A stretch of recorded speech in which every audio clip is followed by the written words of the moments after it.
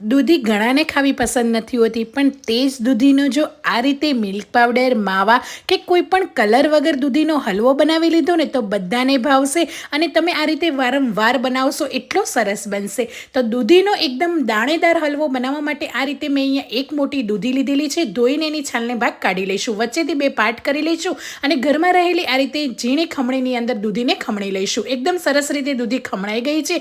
એક પેનની અંદર 2 ચમચા ઘી એડ કરી લઈશું. બધી જ ખમણેલી દૂધી એડ કરીને દૂધીનું પાણી બળે ત્યાં સુધી રહેવા દઈશું. આમાં દૂધીનું પાણીને આપણે નથી કાઢવાનું, જો એ રીતે તમે કાઢશો તો હલવો ફિક્કો થઈ જશે. બધું જ દૂધીનું પાણી બળી જાય એટલે 1 લીટર દૂધ એડ કરીશું, સારી રીતે મિક્સ કરી લઈશું. અહીંયા મોટી 3 ચમચી જેટલી મેં ઘરની મલાઈ લીધી છે, એને પણ એડ કરી લઈશું. મલાઈ એડ કરવાથી એકદમ સરસ એવી દૂધીમાં કણી પડશે. તો તમે જોઈ શકો છો બધું જ દૂધ સારી રીતે બળી જાય એટલે 1 મોટો કપ ખાંડ એડ કરીશું. તમે સુગર તમારી રીતે એડ કરી શકો છો, વધારે કે ઓછી. સારી રીતે ખાંડ બળી જાય એટલે ઇલાયચી પાવડર એડ કરીશું.